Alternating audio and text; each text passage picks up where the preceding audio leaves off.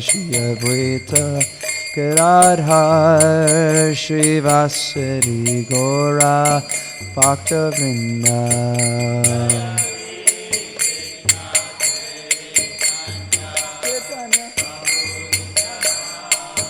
Nityananda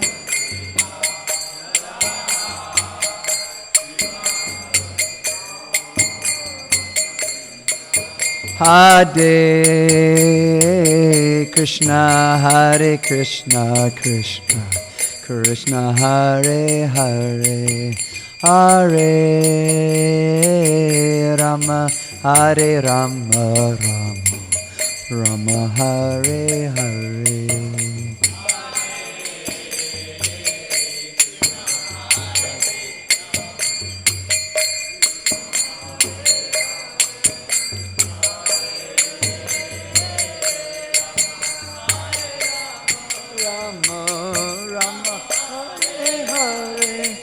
Hare Krishna, Hare Krishna, Krishna Krishna, Hare Hare, Hare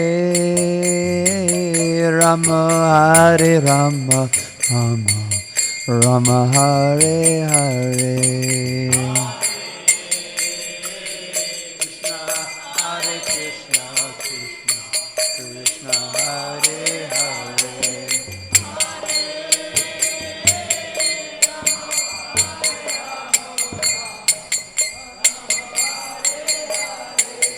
Hare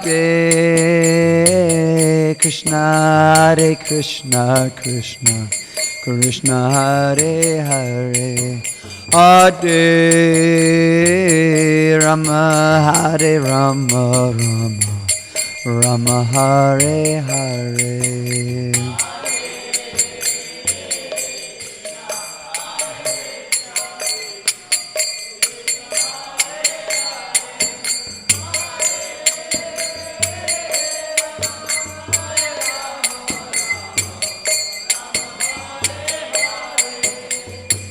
Hare Krishna, Hare Krishna, Krishna Krishna, Hare Hare, Hare Rama, Hare Rama, Rama Rama, Hare Hare.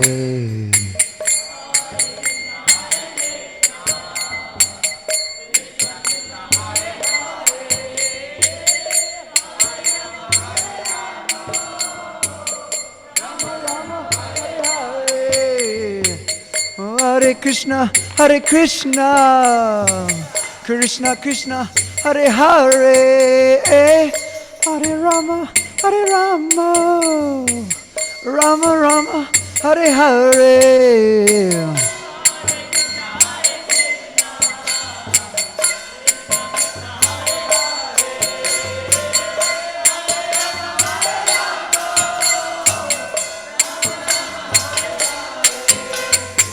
Hare Krishna, Hare Krishna, Krishna Krishna, Hare Hare, Hare Rama, Hare Rama, Rama Rama, Hare Hare.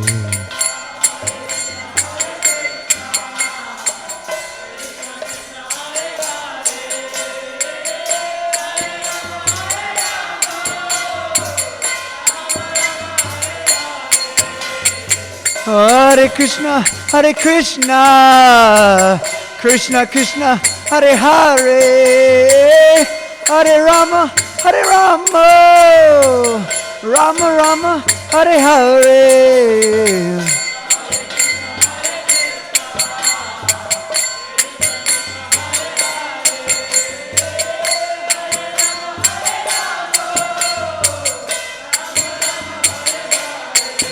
Hare Krishna, Hare Krishna, Krishna Krishna, Hare Hare, Hare Rama, Hare Rama, Rama Rama, Hare Hare.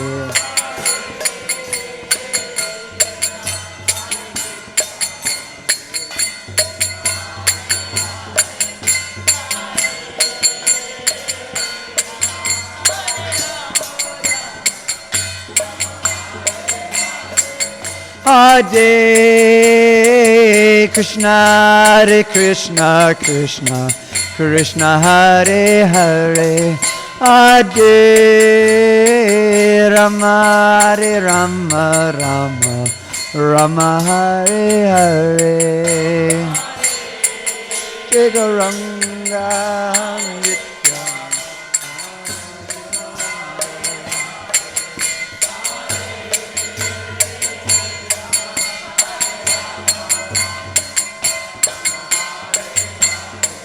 Hare Krishna, Hare Krishna, Krishna Krishna, Hare Hare, Hare Rama, Hare Rama, Rama Rama, Hare Hare.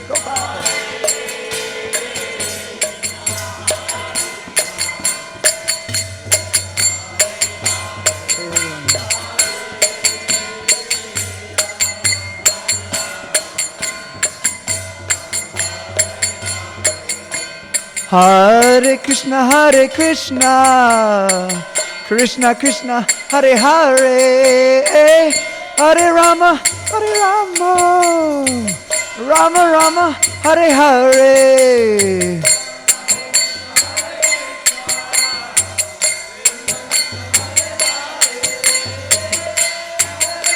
Hare Krishna,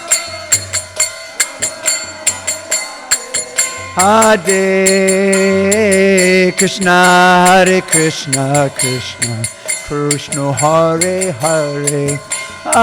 Krishna Krishna, Hare Hare, Hare Rama, Hare Rama, Rama Rama, Hare Hare.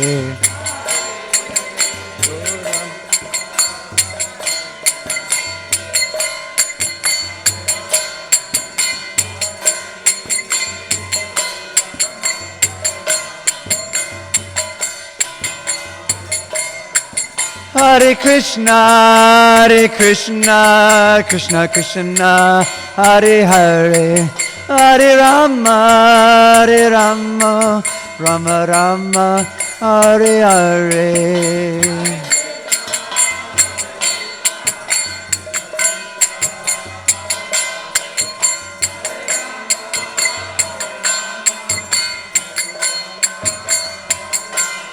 Hare Krishna, Hare Krishna, Krishna Krishna, Hare Hare, Hare Rama, Hare Rama, Rama Rama, Hare Hare.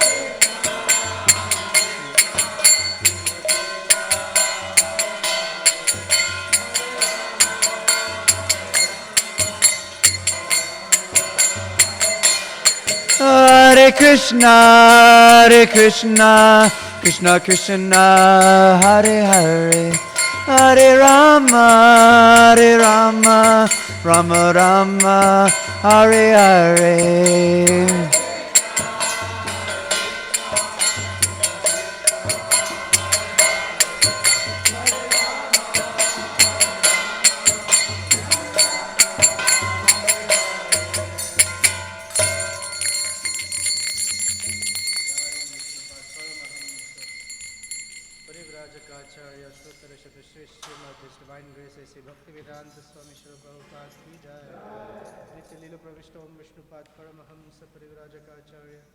अष्टोत्तर शत Shri Shrimad divine grace भक्ति सिद्धांत सरस्वती ठाकुर प्रभुपाद की जय। अनंत कोटि वैष्णव वृंद की जय। नामाचार्य श्री हरिदास ठाकुर की जय। प्रेम से कहो श्री कृष्ण चैतन्य प्रभु नित्यानंद श्री द्वैत गदाधर शिवासादि गौर भक्त वृंद की जय। श्री श्री राधा कृष्ण गोप गोपीनाथ श्याम कुंड राधा कुंड गोवर्धन की जय।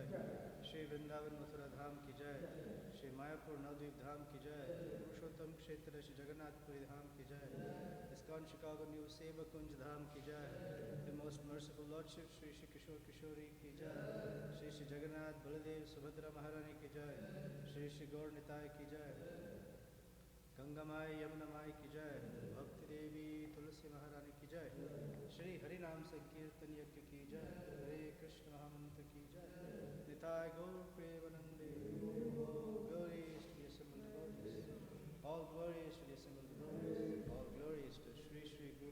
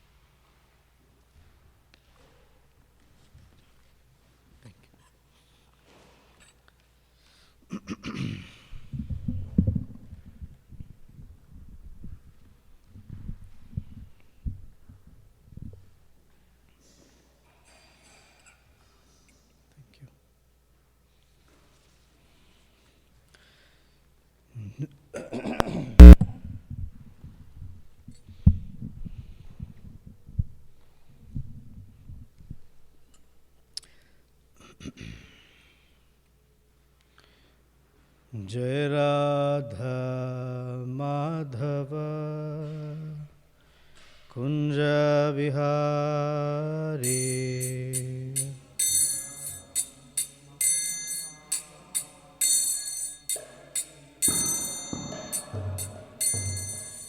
जय राधा माधव कुंज विहारी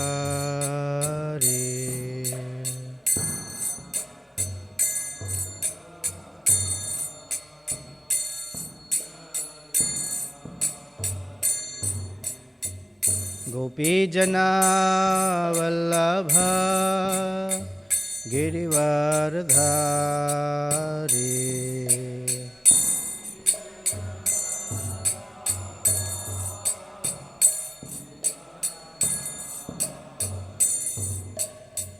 गोपीजना वल्लभा गिरिवरधारी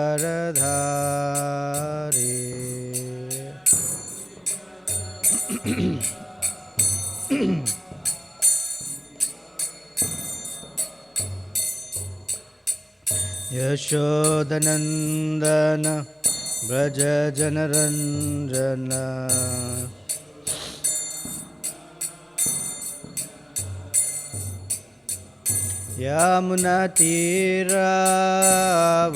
यमुनातीरावनचारी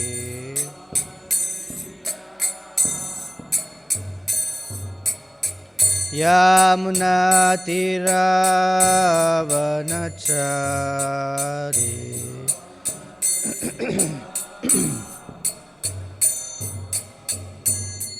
जय राधा माधव कुंज विहारी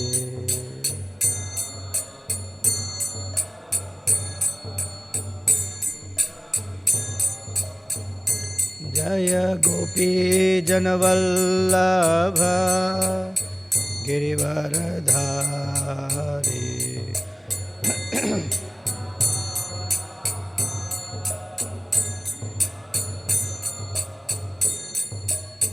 यशोदानंदन व्रज जनरंजन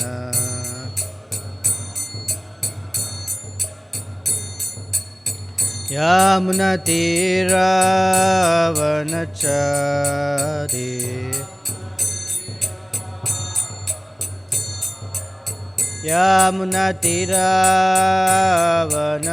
यमुनातीरावनचारी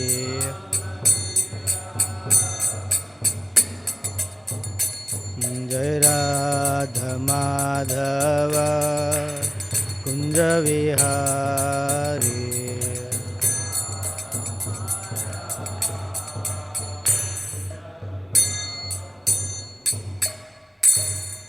जय ओम विष्णुपाद परमहंस परिव्राजकाचार्य अष्टोत्तर शत Shri Shrimad his divine grace ऐसी भक्ति वेदांत स्वामी शिल प्रभुपाद की जय। अनंत कोटि वैष्णव वृंद की जय। ग्रंथराज श्रीमद् भागवतम की जय। All glories to the assembled devotees. All glories to the assembled devotees. All glories to Sri Sri Guru and Gauranga.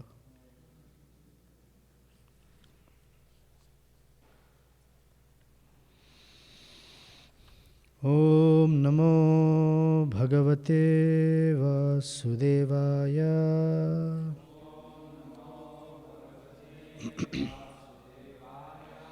Om Namo Bhagavate Vasudevaya.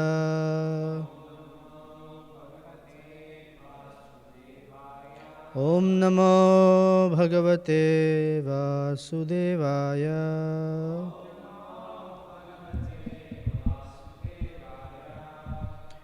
Grantaraj Srimad Bhagavatam, Canto 4, Chapter 27, Attack by Chandavega on the city of Puranjana, Text 22. Mai samrabhya vipula madachapam suduhsaham Sthatum arhasi naikatra मद्याच्ना विमुखो मुने मयि संरभ्य विपुला मदाच्छापं सुदुस्सहम् स्थातुम् अर्हसि नैकत्र मद्याच्ना विमुखो मुने मयि संरभ्य विपुला मदाच्छापं सुदुस्सहम् स्थातुमर्हसि नैकत्र मद्याच्ना विमुखो मुने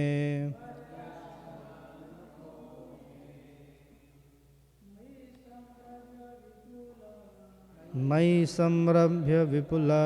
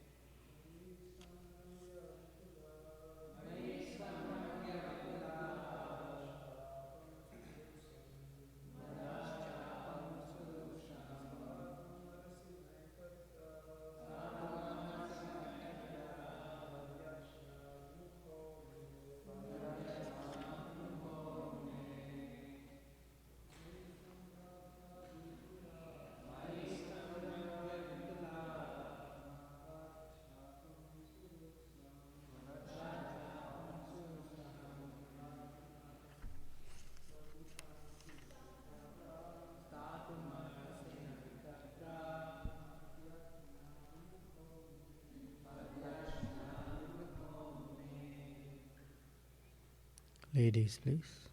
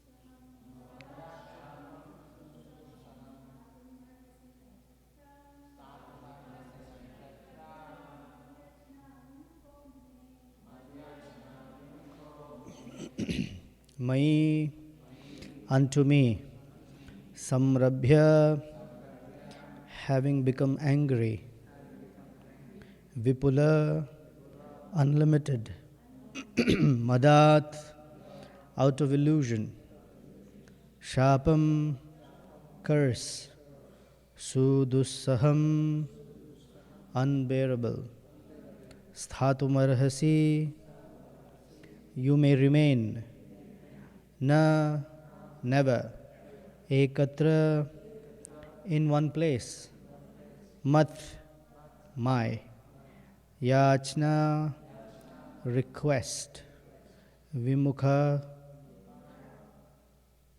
having refused, mune, O great sage. Translation and purport by Srila Prabhupada Ki Jai.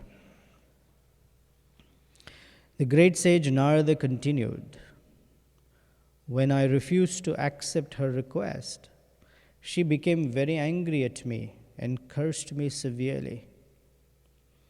Because I refused her request, she said I would not be able to stay in one place for a long time.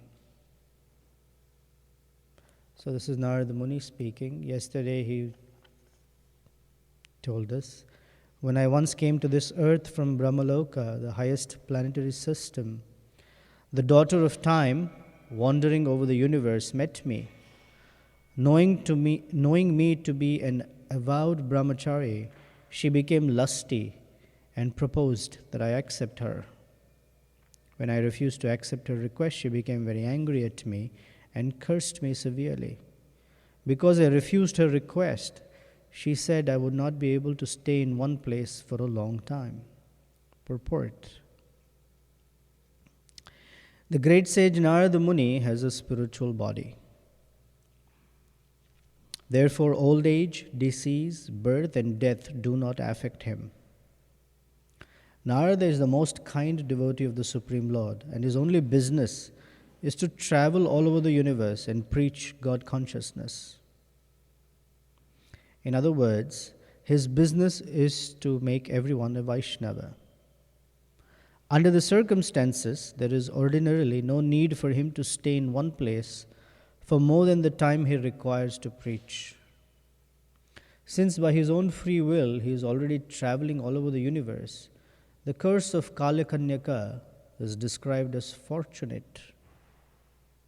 Like Narada Muni, many other devotees of the Lord are engaged in preaching the glories of the Lord in different places and in different universes.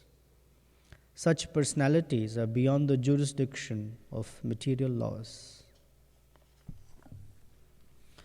Om Ajnanatimirandasya Gyananjana Salakaya Chaksurunmilitam Yena Tasmai Shri Gurave Namaha Sri Chaitanya Manobhishtam Sthapitam Yena Bhutale Swayam Rupa Kadamahyam Dadati Swapadantikam Vancha Kalpatarubhyascha Kripa Sindhubhya Evacha Patitanam Bhavanebhyo Vaishnavebhyo Namo Namaha Jai Shri Krishna Chaitanya Prabhu Nityananda Shri Advaita Gadadhara Shivasadi Gaura Bhakta Vrinda Hare Krishna, Krishna Krishna, Hare Hare, Hare Rama, Rama Rama, Hare Hare.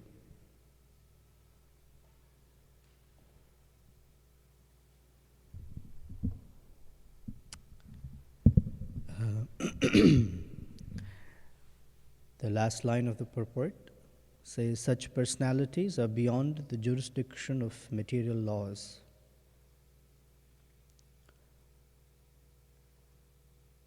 Every living entity, by nature, is subject to higher authority or higher order. There is nobody except the Supreme Personality of Godhead. There is nobody who does not have to follow higher authority. Following higher authority means following a higher order, a higher set of laws. Because all the laws are made by Krishna. Now there are two categories of laws called spiritual laws and material laws. And the spiritual law, we are accustomed to thinking of it in terms of cause and effect. If, then. If someone follows this law, then. If someone does not do, then. But spiritual laws don't operate like that. There's not an if and then relationship necessarily. The only quote-unquote law that exists in the spiritual world is that everyone is aware that Krishna is the Supreme Personality of Godhead, and everyone lovingly, willingly serves. In fact, everyone wants to serve the Supreme Personality of Godhead. So in that sense, there are no laws. However, one is directed by the internal potency of Krishna to conduct every such activity. So such personalities have unlimited freedom. Example here is Narada Muni. He has unlimited freedom. He can traverse any universe, any part of the universe, spiritual world, at his own will. He can do whatever he likes. He is as liberated as anyone else, or in fact, he enjoys the same kind of freedom that the Supreme Personality does. He can at will enter the spiritual world, at will enter Brahmaloka, at will go here, go there. No one can stop him. For those, there are the other set of laws called the material laws. Material laws govern the living entities within the material world. Primarily, those laws manifest within the Vedas. The Vedas describe such and such activities should be performed, and such activities should be avoided. They call yama or niyama, or pravritti or nivritti. Or we say rules and regulations. There are rules and regulations provided, or there are laws for peace, for orderliness, for progressive behavior. Because if there are no laws, there is no progression. Without law, there cannot be progression. Even in ordinary things, such as, let's say, a baseball game or soccer or chess or whatever the game might be, if there were no rules for the game, it doesn't matter if your pawn moves 8 steps or 6 steps forward or crisscross. Doesn't matter. You can move any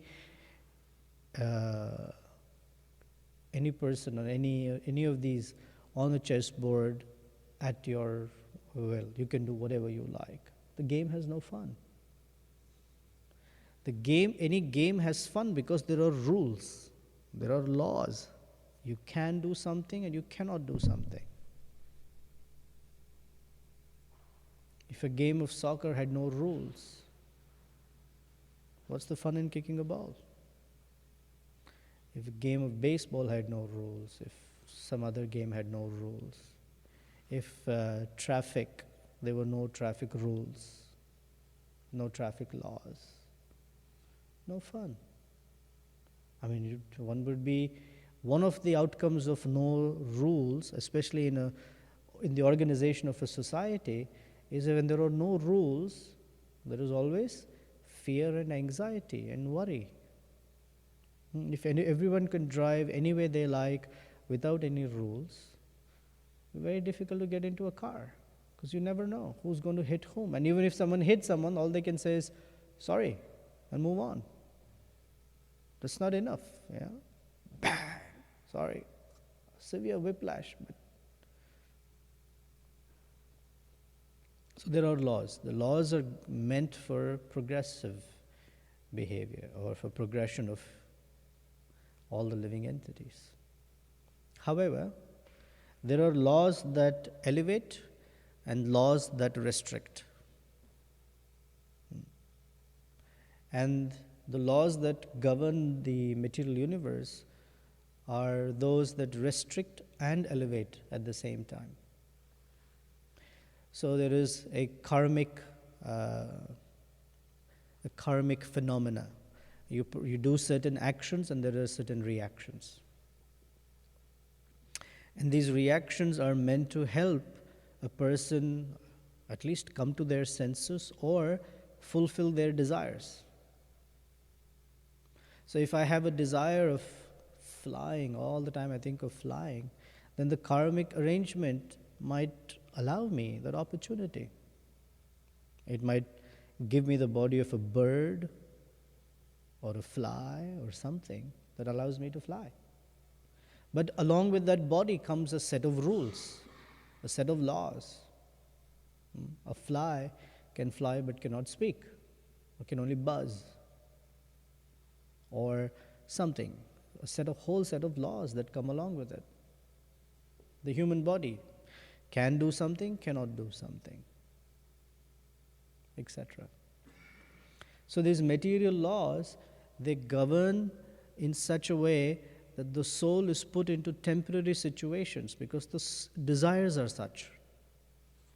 And even in those temporary situations, there are some elements of freedom and elements of restriction. So the elements of restriction that we've been discussing is old age. It's a restriction. Birth, death, old age, and disease. These are the 4 laws that govern the material body. Then there is misery due to one's own body and mind. They also operate under certain laws. What is the kind of misery that one may suffer due to one's own body? Depends on one's desires and behaviors.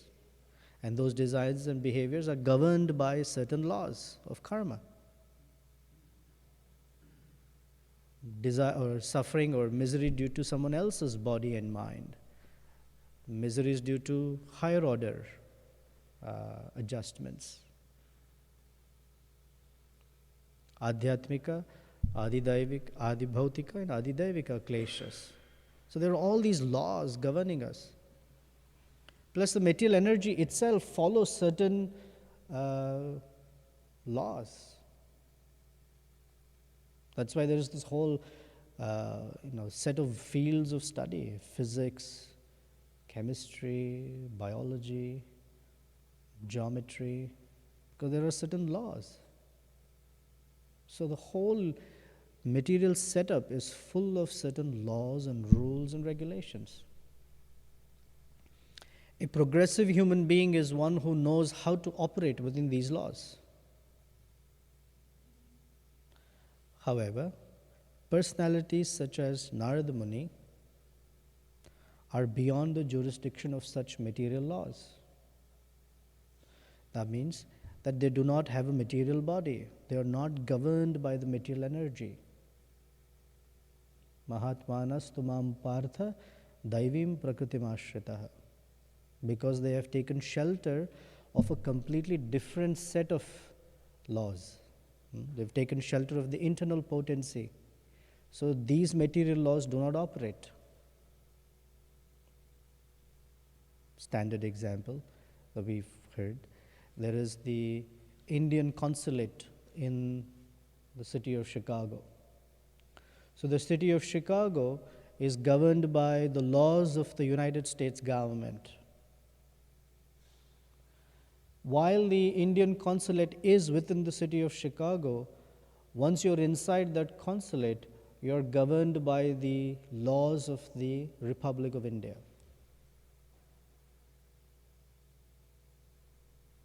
Similarly, pure devotees of the Lord, although they are within the material world, they are not governed by the laws of the material world.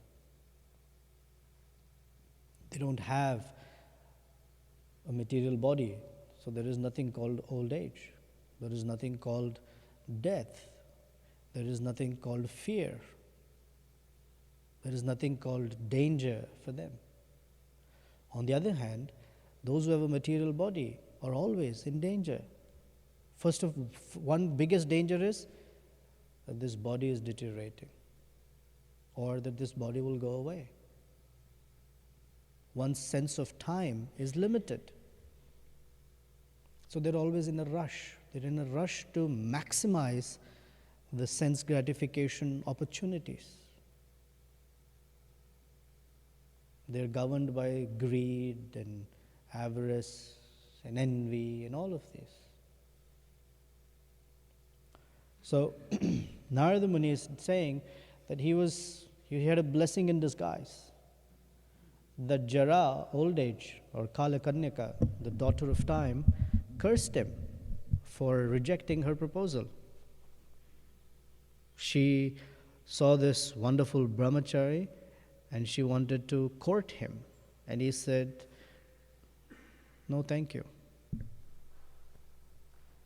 And she got upset. She cursed him. "May you never stay in any place for a long time." And he was very happy. He says, that's a great blessing. Because he has unlimited freedom, he can move around. One of the things that old age does is that it restricts a person to a place. Generally, people who are elderly cannot travel freely.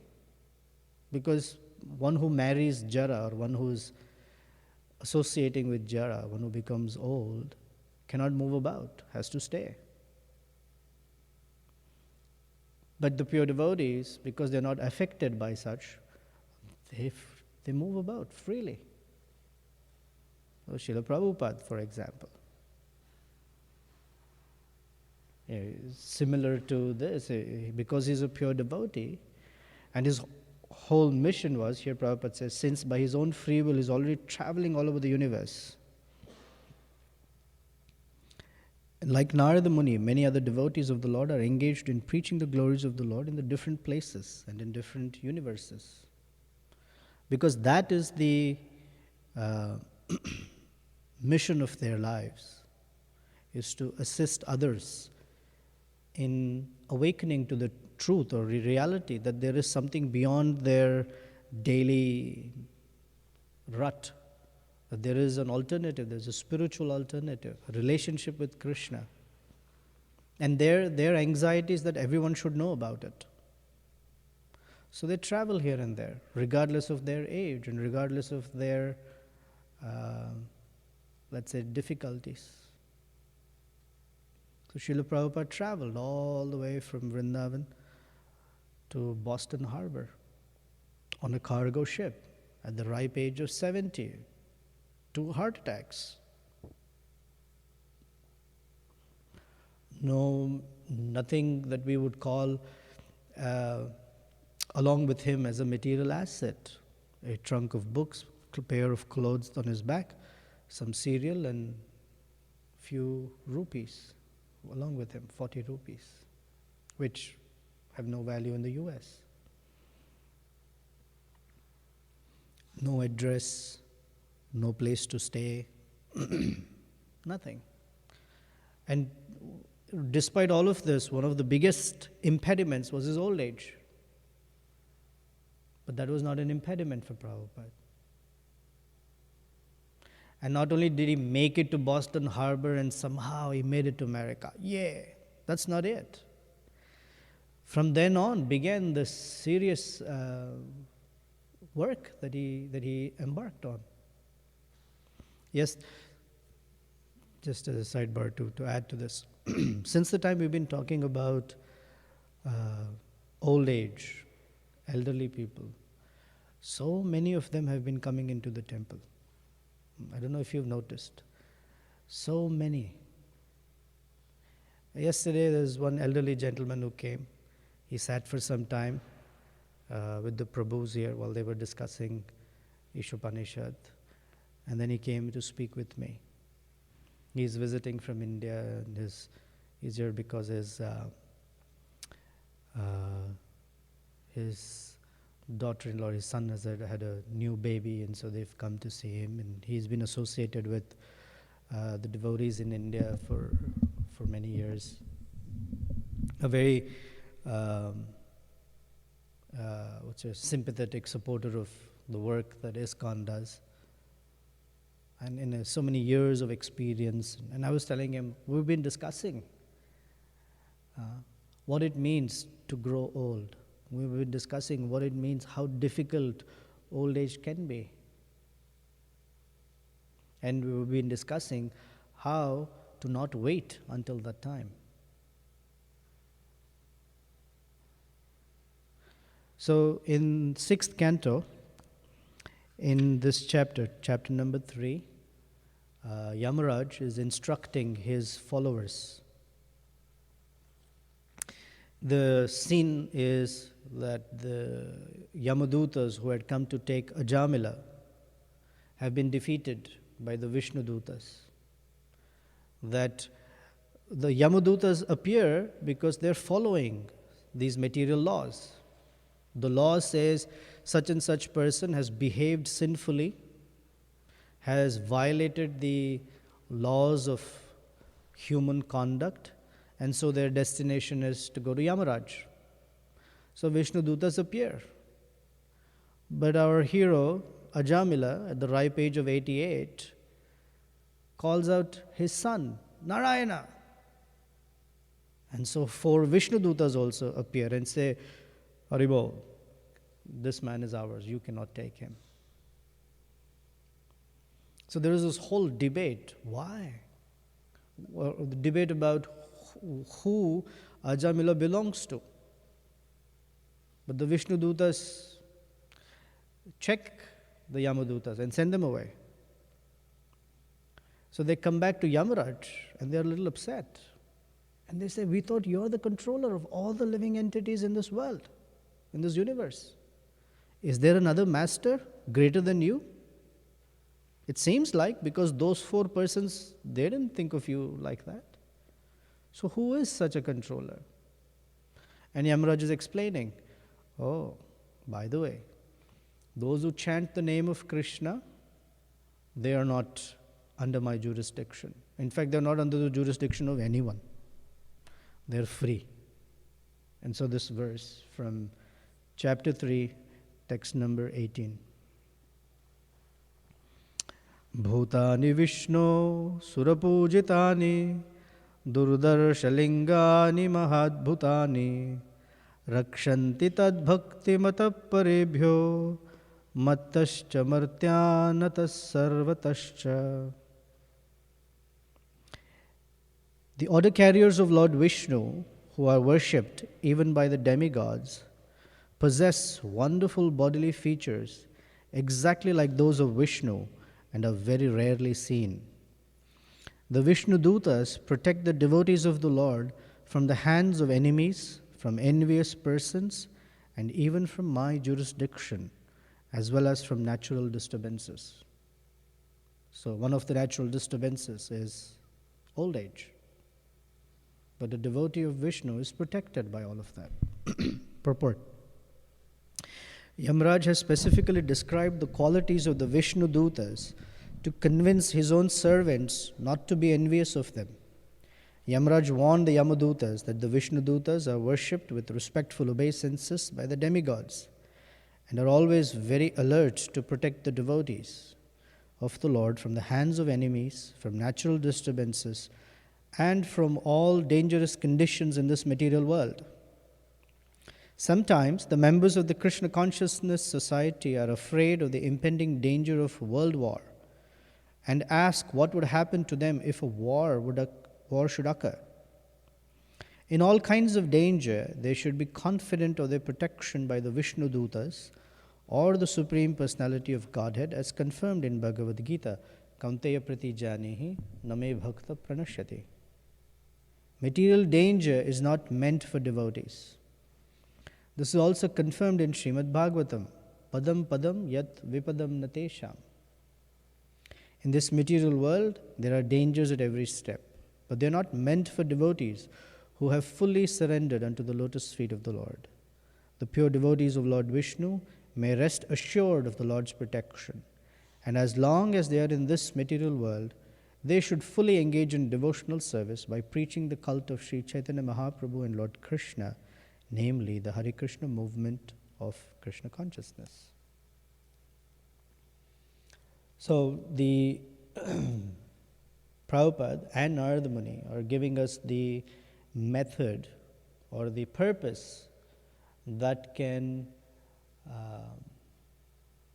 protect us from the dangers of old age. Next verse or next set of verses is the reason why people don't like old age. Because Kalakannaka, this daughter of time, or Jara, old age, she finds a suitable husband. And he's the king of untouchables. His name is Bhaya, or fear, because nobody wants to touch fear. They want to remain far from fear. And she marries Bhaya. So for a devotee of Krishna, a pure devotee of Krishna, one who's here specifically saying, one who's preaching the message of Krishna consciousness, that is the way to be free of old age and fear. Now, it doesn't mean that the body will not get old, but the miseries of old age will not bother the devotee. Although for most persons, in fact for all persons, old age in this life also means old age in the next life, and the old age in the next life after, and the life after. That temporarily they might get a renewed new body, in a different form. An old man can die and become a young tiger. A youthful body can roar loudly and run at high speeds, but will also become old again. Will die again, will be born again, will die again, born again, die again. But for a devotee who does not limit himself or herself in the extension, in the preaching of Krishna consciousness, however way, whichever way possible, whatever capacity Krishna has given, use it for helping others. Even if it means to remind someone, to make them chant the name of Krishna even once, whatever is our capacity Krishna has given, utilize it for bringing to others the opportunity of Krishna consciousness. Such persons have only one old age to face, and that's about it. Then there is the reward of a spiritual body. And even in that old age, the misery of old age does not exist, or should not exist. That means Krishna will make all sorts of arrangements for such persons to be able to continue the service of preaching without restrictions. So, any comments, questions? Himanshu?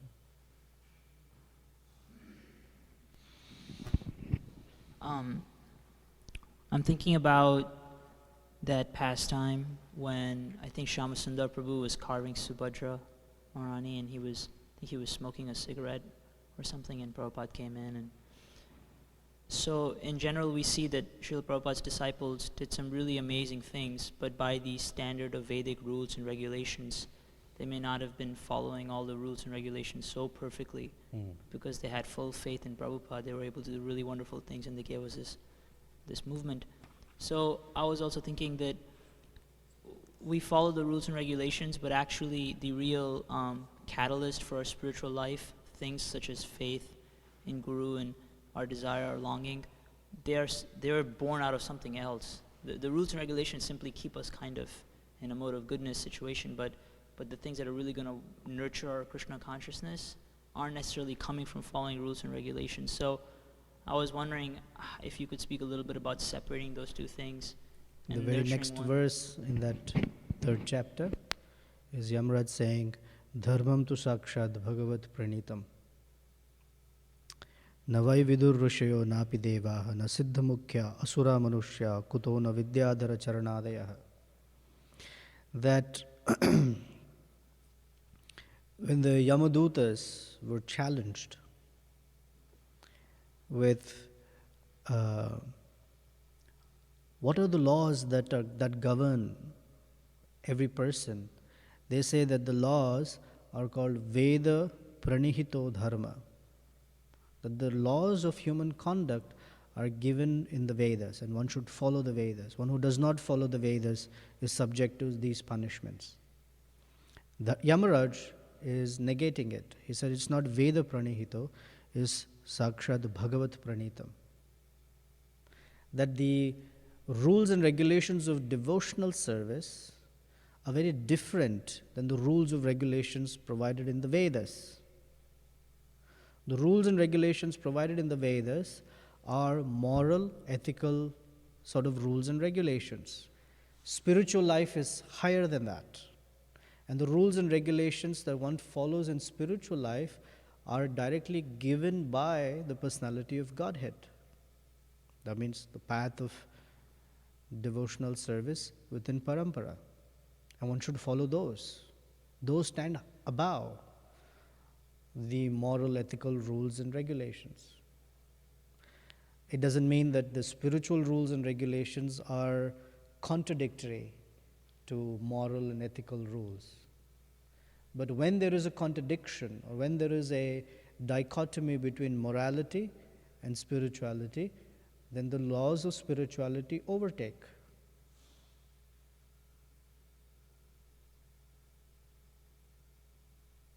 For example, Chaitanya Mahaprabhu We'll use the Supreme Personality of Godhead as the best example because he is above all mistakes. Chaitanya Mahaprabhu was 24 years old and he had a wife, Lakshmi Priya, Vishnu Priya, Devi.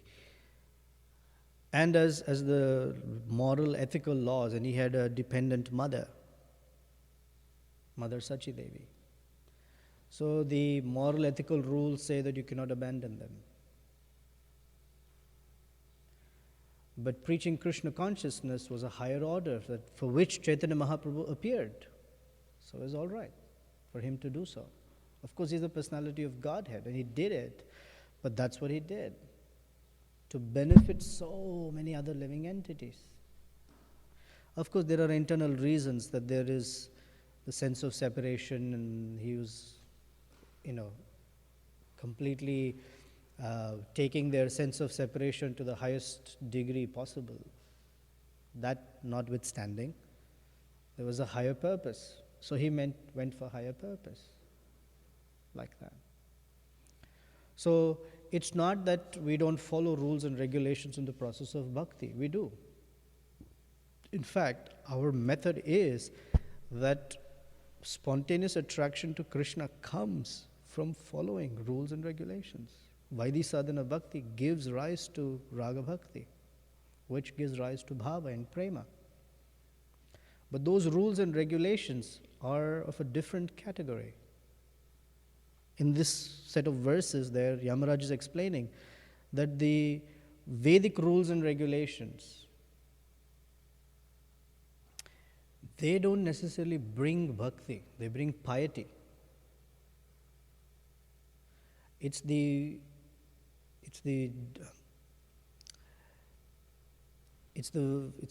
rules and regulations of devotional service which are of a different category. So first of all, rules and regulations of devotional services, the one should chant the holy name of Krishna. And here is explaining that Ajamila, although was the worst of sinners, he didn't follow any rule. In fact, he completely abandoned all good behavior. And he engaged himself in such abominable activities that everyone disliked him. Yet because he accidentally chanted the name of Narayana, all these material laws did not matter. They just could not affect him. They could not touch him. So in that Prabhupada, there's a whole section discussing, that doesn't mean that we continue doing what we're doing and saying, I'll chant the holy name. That's an offense against the holy name. So the rules and regulations to follow is to avoid offenses against the holy name, to avoid offenses against the deity, to avoid offenses against the devotees. These are rules to follow. And when one is conscious and careful, then one protects one's bhakti. And when one is negligent of that, then one does not progress in bhakti, then one is subjected to material laws. Like that.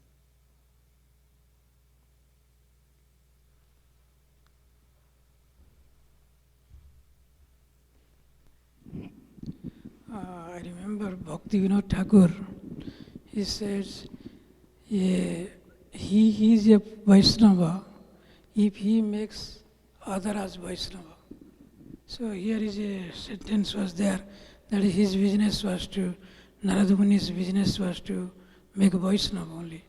So he used to travel from place to place.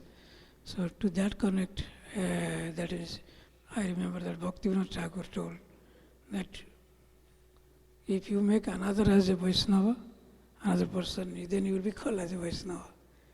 And also, and elsewhere Prabhupada has mentioned, that means for sannyasi, specifically, there should not be any material law should apply to restrict their travelings from one place to another in connection to the immigration laws and all that. Prabhupada mentioned. Thank you.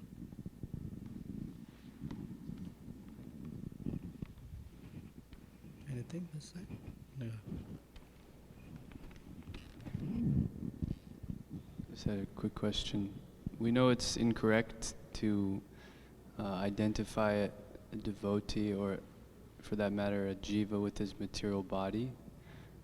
Is that an offense to consider a Vaishnav? I think I've heard, I just wanted to confirm, from the material point of view, for example, old age, one may, due to conditioning, perceive a Vaishnava in regards to their bodily situation, but that's considered an offense? That may not be considered an offense until what we do with that conception.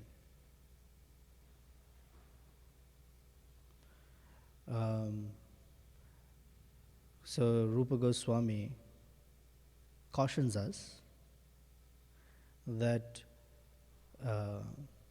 one should not evaluate the efficacy of a devotee on the basis of their bodily condition. Drishtair, Swajanair, Vapushasya Doshai. If there are some faults in his body, one should not think that how can he be a devotee? And so he gives the example of, or the analogy of the Ganges River. That the Ganges River also has mud, foam and bubbles. That doesn't make the Ganges less pure. So like that, a Vaishnava may be in an old body or an elderly body, or may have some disease or something, but that doesn't make that person as a Vaishnava, because consciousness is not affected by bodily condition. Only in a conditioned state it does. In a liberated state it does not. Srila Prabhupada narrated 10th canto purports. We've seen that video. He's lying down, body completely emaciated, hasn't eaten for days together. But if only dictating everything that is conscious, moving and non-moving, and he's dictating these purports like that.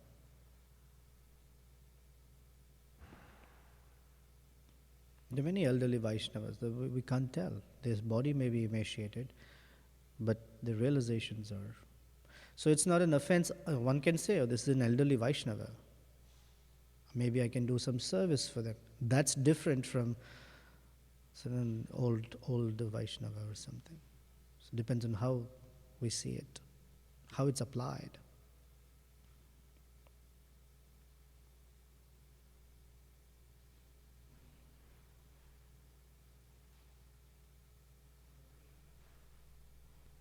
Krishna. So typically for persons who are still working with mostly a material paradigm, I have just this tendency to think of freedom and think of independence. Right. So I was wondering if you could speak just a little bit about how it's actually the opposite, having freedom with full dependence. Like this verse you quoted, the Padam padam yat vipadam. I was thinking of Daivi Prakritim Ashrita. Okay. I've heard a very nice analogy that has helped me in this, so I'll share with you. That a devotee is considered sanatha. Sanatha means one with a master. One without a master is called anatha. And the analogy Prabhupada also gives is that of a dog. A dog that has a master enjoys as just like the master. And in that regard, if someone has a dog that's completely untrained and is like a Rottweiler, pit bull or something, then he has a short leash. Okay, that means his freedom is highly curbed. He's very independent, therefore it's curbed. And as the dog gets trained, that means the dog follows the orders of his master. The leash becomes longer. To the degree the dog follows the orders of the master, the leash becomes longer and longer. And when the dog is thoroughly trained to follow the orders of the master, there is no leash. Like the Labradors and Golden Retrievers. Of course, not all of them are like that, but the ones, they will run around. So they're completely free. But that is because they're completely dependent on their master. They're dependent on the orders of the master. And the moment this so-called free dog pounces on someone or misbehaves, what's the first thing that happens? It's put on a leash. Whatever I like, then the laws or the master's orders curb him. This is how the material nature works. Even in society, as long as we're following the laws of society, like driving, I like this example. Prabhupada says, you can follow state law, you can follow the driving law, and you can drive anywhere in the US freely. Nobody's going to stop you. Nobody's going to tell you, oh, you cannot go to Florida. You can go anywhere you like. But the moment we disobey the law or break the law, immediately, sorry, you cannot drive, or here's a penalty. Or depending on the degree of transgression, even a driver's license can get revoked.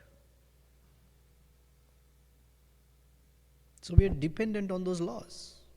And the moment we think, ultimate freedom means I don't have to follow any law, the laws suddenly fall in place.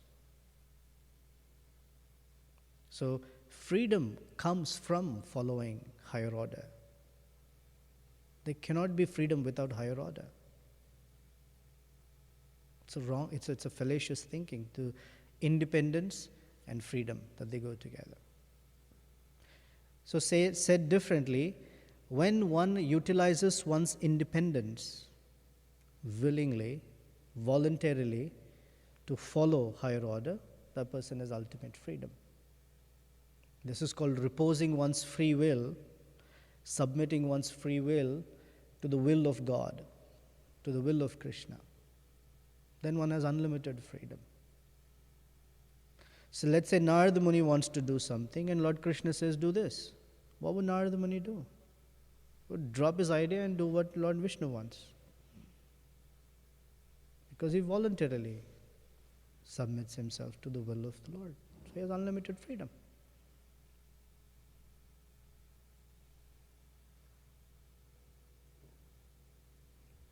No one is independent. That's why I began the discussion with it. There is nobody who's unlimitedly free to do whatever they like.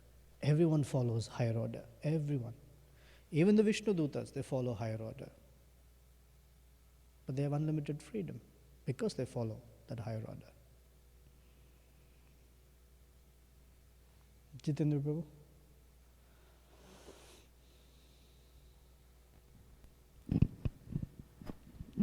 Yeah, that's interesting with the collar and the leash.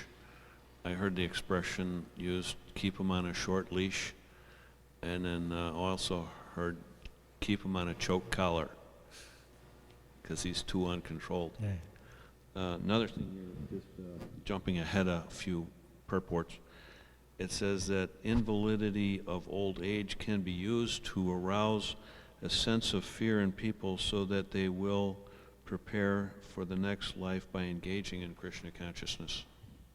So then we have the words with diacritical markings, like the first word of this verse was mayi, unto me, and then we have down in verse 28, maya, by me, but I always thought maya meant not this, but so there is it's in the context, I guess. In Maya, there is a dash on both the A's. It's Maya.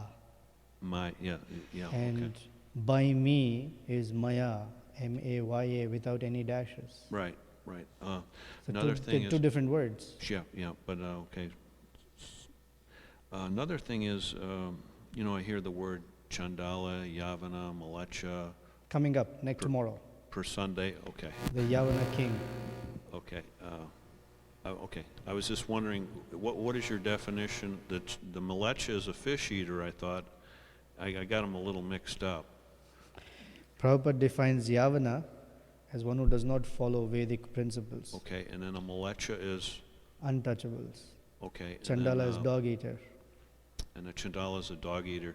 Now, are there any other derogatory people in that Yeah. range? Yeah. Kirata. What's that? Kirata. Okay. Hunans. Okay. The Andhras. The Oh. Pulindas. The Pulkashas. Abhira. Yavana. Khasadaya. Khasas. Khasas is Prabhupada says Mongolians. Means those who have small mustache. There's a whole list in And then one, there's that's the verse I'm quoting. that verse. Right. What canto was that in? Second canto, third chapter. Yeah, I forget the and verse he said number. even those can And become. more. Ye anyecha. If Yeah. there is a longer list than that, even those, shuddhyanti, they all get purified if they take shelter of a devotee who's taken shelter of Krishna. But except for the Prashandi, right? The atheist.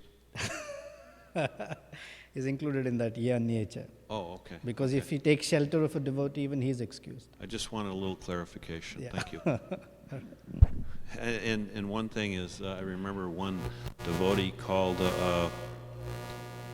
another devotee a mudha, Mudha. and I said that's like calling somebody like an MFer in America.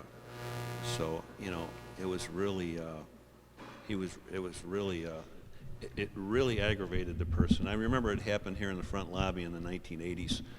But it's just something that came up, so we got to watch our vocabulary. Srila Prabhupada ki jai.